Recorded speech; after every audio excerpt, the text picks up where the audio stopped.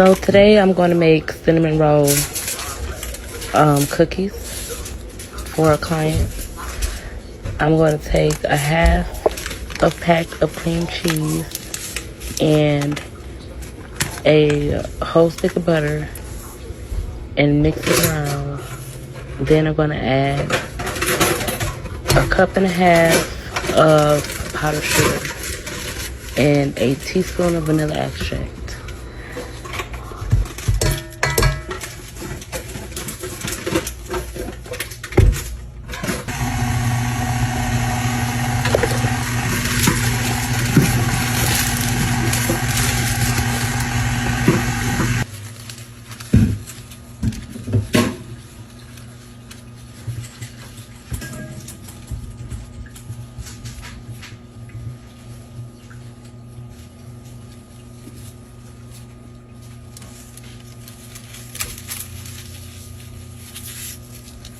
For the oven, after the icing, and then apply the cinnamon toast crunch sugar, cinnamon sugar.